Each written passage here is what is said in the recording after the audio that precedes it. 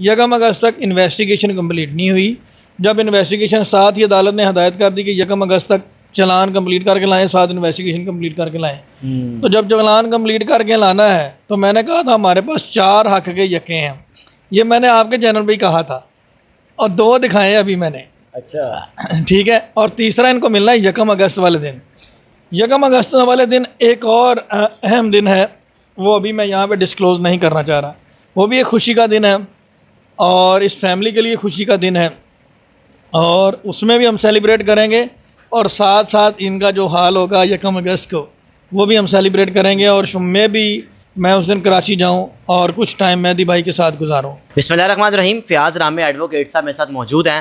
2000 case میں ایک بڑا اہم کردار انہوں نے ادا بھی کیا. ایسا ہی ہے کہ جیسا آپ جانتے ہیں حارث بھائی کے ڈے 1 سے جب یہ معاملہ میرے پاس آیا اور میں نے 2 چیزوں کو دیکھا کہ ایک بچی کی عمر جو ہے وہ ایز پر ڈاکومنٹس کم تھی، اور 14 سال بچی کی جب عمر یہ سامنے آئی، اور اس کے بعد پھر میرا پہلا موقف جو اس کیس کے حوالے سے تھا وہ یہی تھا کہ یہ بچی 14 سال ہے اور کم عمر ہے، اور یہ proper child restraint marriage act, Sindh marriage act اور کڈنیپنگ کا معاملہ ہے. رامے صاحب اس بچی کو سب سے پہلے آپ ملے تھے جب لاہور میں آئی تھی، جب آپ ایک گھر میں چھاپا مارا تو آپ کو پتہ چلا بچی کہاں پہ لے کے گئے، آپ نے کچھ بتایا تھا ہمیں. اس وقت ہی آپ کو فیل ہو گیا تھا کہ بچی واقعی مائنر ہے؟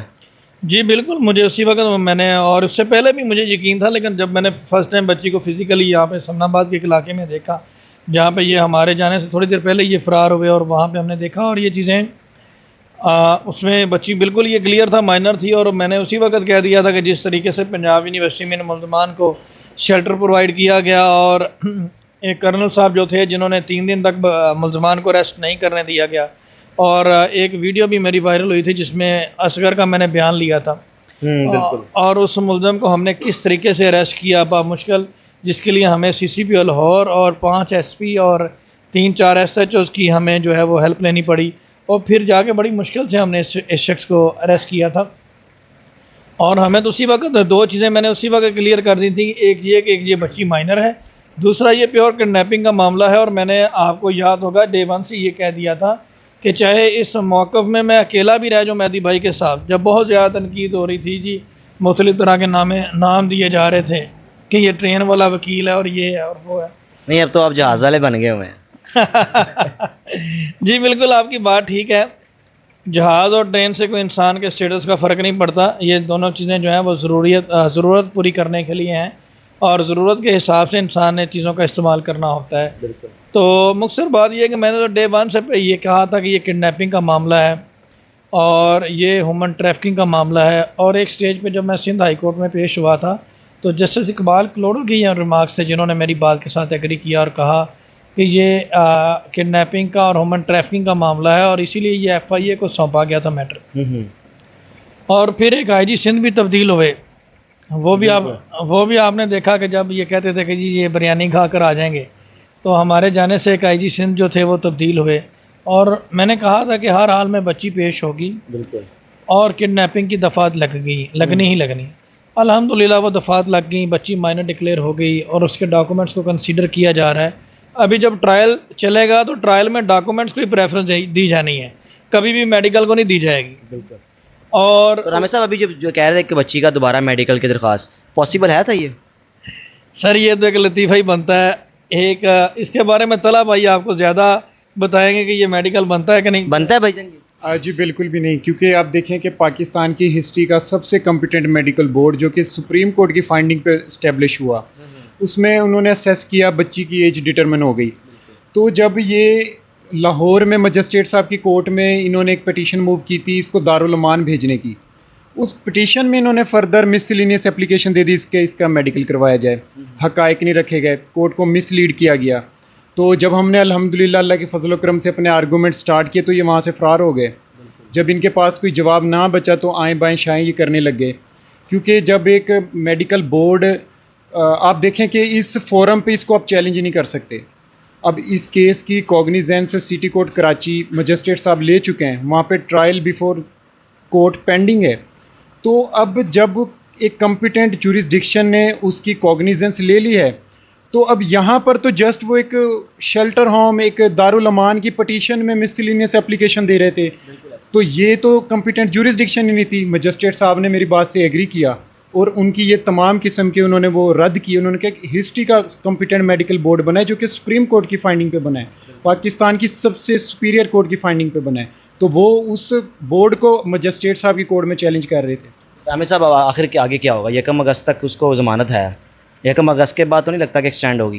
اس حوالے سے آپ کے ہی چینل کے آپ کے چینل نے یہاں سے لاہور ہائی کورٹ سے میرا ایک انٹرویو لیا تھا ظہیر نے, جس نے پروٹیکٹیو بیل کروائی, اور اس میں میں نے بالکل آپ کے چینل کی موجودگی میں آپ کے چینل کے ذریعے میں نے یہ کہا تھا کہ یہ پروٹیکٹیو بیل کروا کے اس نے اپنے آپ کو ملزم بنا لیا ہے اور یہ ثابت کر لیا ہے کہ میں مجرم ہوں. اور بہت سارے لوگ اس معاملے میں پریشان ہو گئے کہ جی اس نے تو بیل کروا لی اور وہ نکل جائے گا.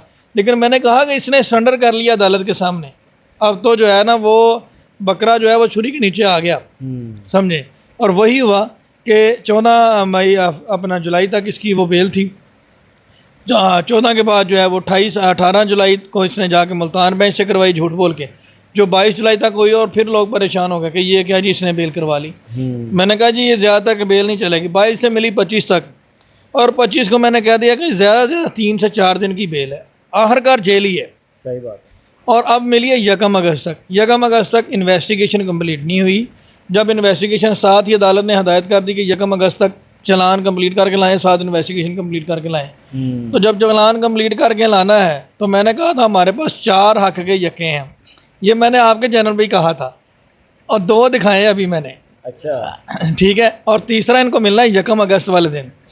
1 اگست والے دن ایک اور اہم دن ہے, وہ ابھی میں یہاں پہ ڈسکلوز نہیں کرنا چاہ رہا. وہ بھی ایک خوشی کا دن ہے اور اس فیملی کے لیے خوشی کا دن ہے, اور اس میں بھی ہم سیلیبریٹ کریں گے. اور ساتھ ساتھ ان کا جو حال ہوگا 1 اگست کو وہ بھی ہم سیلیبریٹ کریں گے. اور میں اس دن کراچی جاؤں اور کچھ ٹائم مہدی بھائی کے ساتھ گزاروں. تو اس میں یہ ہے کہ 1 اگست کو ان کو جو ہے وہ ایک بہت بڑا سرپرائز ملنے والا ہے. اور ایٹ دی اینڈ آپ نے دیکھا کہ کل تک کہا جا رہا ہے بچی کا اسٹیٹمنٹ ہونے جا رہا ہے. جی بچی اسٹیٹمنٹ کے لیے جا رہی ہے.